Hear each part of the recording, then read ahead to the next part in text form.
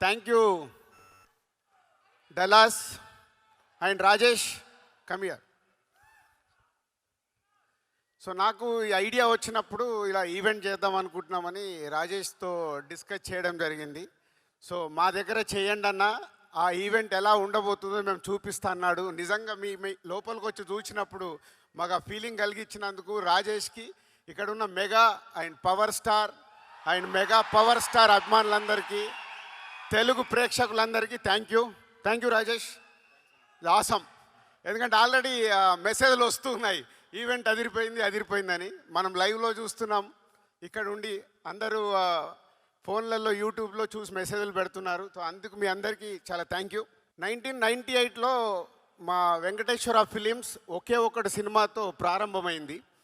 So అప్పుడు first నేను శంకర్ గారిని కలవడం, అది ఎప్పుడంటే సినిమా రిలీజ్ అయ్యాక 100 Days షీల్డ్ చంద్రబాబు గారు అండ్ శంకర్ గారు చేతుల మీద తీసుకున్న it's a memory for me. అలా ఒకే ఒకటి నుంచి డిస్ట్రిబ్యూటర్గా కంటిన్యూ అవుతున్నప్పుడు ఎన్నో సినిమాలు శంకర్ గారి చూస్తూ ఉన్నాం. వైశాలి అని మళ్ళీ తెలుగులో వారు నీరమని ఈరమన్ తమిళ్లో తీసిన సినిమాని తెలుగులో రిలీజ్ చేయమని అడిగారు. సో ఆ రోజు నాకు ఇది బ్యూటిఫుల్ మెమొరీ అన్నట్టు. నేను ముందు కూర్చొని సినిమా చూస్తుంటే నా వెనకాల శంకర్ గారు ఒక ఆడియన్ లాగా వెనకాల కూర్చొని నాకు సినిమా చూపించాడు. Sir that forever my memorable moment.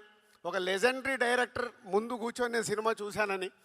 అలా జర్నీ చేస్తున్న మాకు ఈ సినిమా శంకర్ గారు మా కో డైరెక్టర్ నరసింహారావు ద్వారా ఈ సినిమా గురించి నేను అడిగినప్పుడు రాజుగారితో సినిమా చెయ్యాలి, తెలుగు సినిమా చెయ్యాలి. సో దానికి నాకు రాజుగారే రైట్ అని నమ్మినందుకు ముందు శంకర్ గారికి థ్యాంక్ యూ. ఎన్నో సినిమాలు తీసిన శంకర్ గారు ఫస్ట్ టైం తెలుగులో ఒక స్ట్రేట్ సినిమా చేయడం.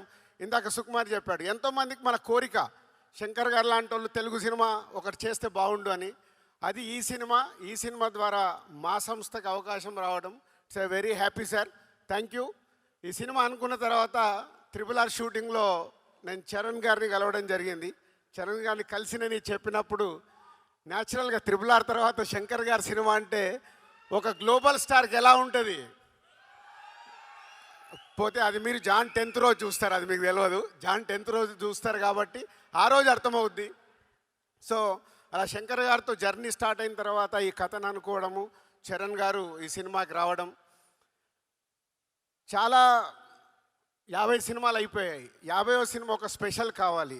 ఆ వెంకటేశ్వర స్వామి మాకు కలిగించినట్టుగా నేను ఇంత భారీ బడ్జెట్తో ఎప్పుడు సినిమాలు తీయను, చాలా జాగ్రత్తగా సినిమాలు తీస్తాను. ఫస్ట్ టైం 50th ఫిలిం, ఒక భారీ బడ్జెట్, ఒక పాన్ ఇండియా ఫిలిం, ఒక గ్లోబల్ స్టార్తో తీయడం అనేది అది శంకర్ గారు ఇచ్చిన మాకు అవకాశం. సో ఆ జాన్ 10th కోసం ఇవన్నీ పట్టుకొని కూర్చున్నాను.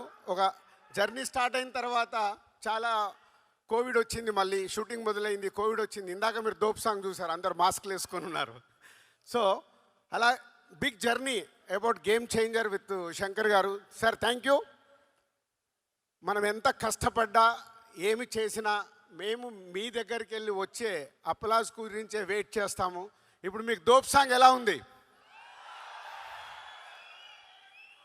సో ఈ దోప్ సాంగ్ నేను 6/3 ఫోన్లో చూశాను. ఫస్ట్ ఫోన్లో చూసి చరణ్ గారికి మెసేజ్ పెట్టాను, సార్ ఈ సాంగ్తో డాలస్ మన ఈవెంట్ ఒక ఎక్కడ ఉంటుంది, బిగ్ సక్సెస్ కాబోతుంది. ఇలా చూసి సార్ శంకర్ సార్ మీకు తెలియదు, నేను అది చూసినప్పుడు నా కళ్ళల్లో టీయర్స్ ఫామ్ అయ్యాయి. అంటే ఒక హ్యాపీనెస్.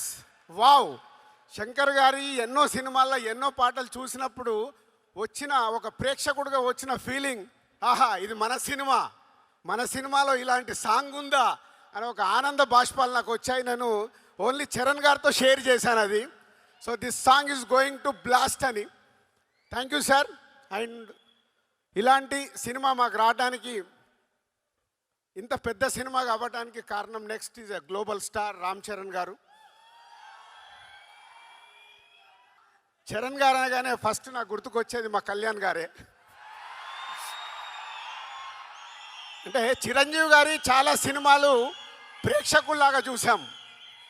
ఎన్నో సూపర్ హిట్లు, ఘరానా మొగుడు, జయదేక వీడు, రౌడీ అల్లుడు, ఎన్నో సినిమాలు ఆడియన్గా ఎంజాయ్ చేశాను. కానీ డిస్ట్రిబ్యూటర్గా ఎంటర్ అయిన తర్వాత ఎంజాయ్ చేసిన సినిమా తొలి ప్రేమ.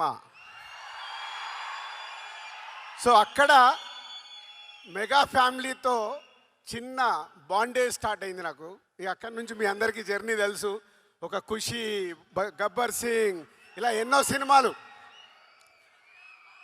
కళ్యాణ్ గారితో సినిమా తీయడానికి చాలా టైం పట్టింది, అది కూడా కంప్లీట్ చేశాను వకీల్ సాబ్తో. సో అలా మెగా ఫ్యామిలీతో ఒక బాండే స్టార్ట్ అయిన తర్వాత ఎవడు చేశాము, అది కూడా సినిమా రిలీజ్ అయ్యి కరెక్ట్ 11 years అయింది. 2014 Jan 14th సినిమా రిలీజ్ చేస్తాం, అది సంక్రాంతికి. ఆఫ్టర్ 11 years కొడుతున్నాం, మామూలుగా కొట్టట్లేదు, గట్టిగా కొడుతున్నాం. శంకర్ గారి సినిమాలు మనకు పాటలు, సీన్స్ ఏదో సెల్ ఫోన్లో చూస్తే కుదరదు. అది బిగ్ స్క్రీన్ మీద చూసినప్పుడే ఆ మ్యాజిక్ 4 times ఉంటుంది. అదే గేమ్ చేంజర్. అంటే శంకర్ గారు ఒక్కొక్క పాటని డిజైన్ చేసిన విధానం, మచ్చా అటు వైజాగ్ షూటింగ్, ఇటు అమృత్సర్లో షూటింగ్, 300 మంది డ్యాన్సర్లు, ప్రతి సాంగ్ని శంకర్ గారు డిజైన్ చేసుకుంటారు. ఓకే, ఈ సాంగ్ నేను ఇలా తీయాలనుకుంటున్నాను. ప్రతి సాంగ్కి ఒక టాప్ కొరియోగ్రాఫర్ని పెట్టుకొని డిజైన్ చేస్తారు. అట్లా మచ్చా సాంగ్ కానీ, నానా హైరానా న్యూజిలాండ్లో చేశాం. అది చాలా ఎక్స్పెరిమెంట్ చేశారు మళ్ళీ ఆ సాంగ్ని శంకర్ గారు. అది రేపు మీకు థియేటర్లో చూసినప్పుడే అర్థమవుద్ది శంకర్ గారు విజన్ ఏంటి ఆ సాంగ్లో. అలాగే మీరు ఇప్పుడు ఈ సాంగ్ చూశారు, దోప్ సాంగ్. అలాగే జరగండి. ఆ సాంగ్ గురించి నేను చాలా మాట్లాడాలి, ఎందుకంటే అది ఆ సాంగ్ లీక్ అయింది. లీక్ అయిపోయిన తర్వాత రకరకాల కామెంట్స్ చూస్తున్నాం. శంకర్ గారు నేను అడిగాను, సార్ లీక్ అయింది సాంగ్, మనం రిలీజ్ చేసేయాలని. అలా అనుకొని ఆ సాంగ్ రిలీజ్ చేశాం. కానీ శంకర్ గారికి నాకు తెలుసు is not happy, not satisfy. కానీ అది రేపు మీ అందరికీ థియేటర్లో చూపిస్తాడు. శంకర్ గారు ఆ సాంగ్ ఏంటి, ప్రభుదేవ గారి కొరియోగ్రాఫ్ ఏంటి, రామ్ చరణ్ గారి డ్యాన్స్ ఏంటి, రేపు మీకు థియేటర్లో చూసినప్పుడు అర్థమవుద్ది. సో నేను దగ్గరుండి చూశాను. అలా ప్రతి సాంగ్ని డిజైన్ చేస్తారు శంకర్ గారు. ఈ సినిమాలో ఉన్న 5 పాటలు ఒక బిట్ సాంగ్, దేనికది అన్నట్టుగా. మీరు 4 చూశారు, ఇందాక అంజలి చెప్పింది ఇంకొక సాంగ్ ఉంది. సాంగ్ వేணுమా సాంగ్ ఇరుకు, ఫైట్ వేணுమా ఫైట్ ఇరుకు, hero villain Surya and hero గారికి క్లాప్స్ వేணுమా క్లాప్స్ ఇరుకు. సో సంక్రాంతికి సూపర్ హిట్ ఇరుకు. సో అలా రామ్ చరణ్ గారు అండ్ సూర్య గారి మధ్యలో జరిగే సీన్స్ మన తెలుగు రాష్ట్రాల్లో చాలా ఇన్సిడెంట్స్ చూస్తున్నాం.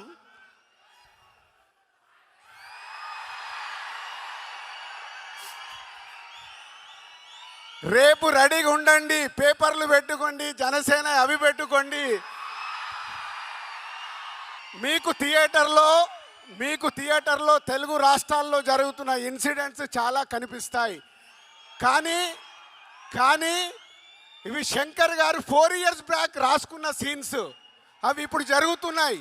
అవే రేపు మీకు థియేటర్లో మీతో క్లాప్స్ కొట్టిస్తాయి.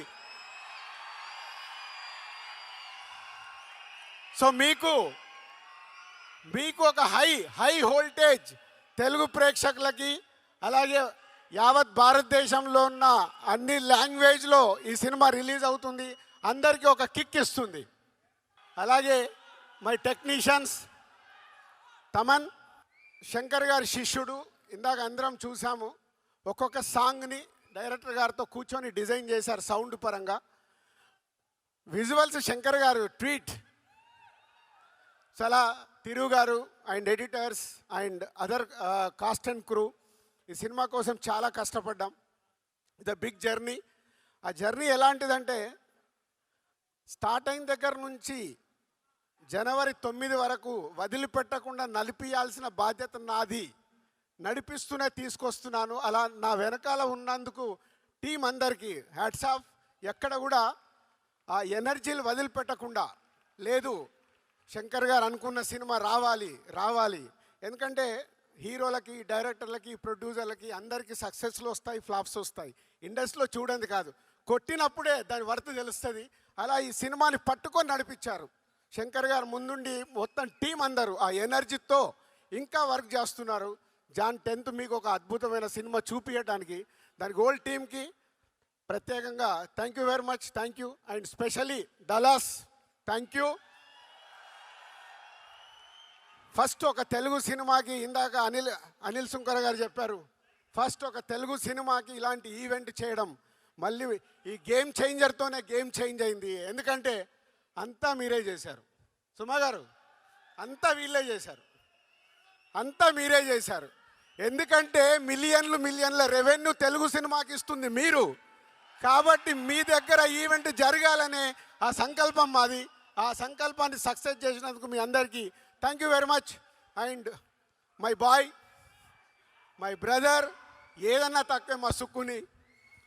ఒక ఆర్య సినిమాతో మొదలై ఆర్య అప్పుడు నేను సుక్కుని ఇంట్రడ్యూస్ చేయడం కాదు, ఇద్దరం కలిసి జర్నీ మొదలుపెట్టాం. అది ఒక అద్భుతమైంది. ఆ అద్భుతం ఈరోజు మనకు ఒక అద్భుతమైంది సుకుమార్ అనే వ్యక్తి ద్వారా. ఇవాళ ఆల్ ఇండియాలో మన సుకుమార్ పేరు చెప్తే వా అనుకునే రేంజ్లో ఉన్నందుకు ఈరోజు మేము పిలవగానే ఇక్కడికి వచ్చినందుకు thank you Sukku and Buchibabu and Anil garu and Satish garu అందరికీ thank you very much, thank you.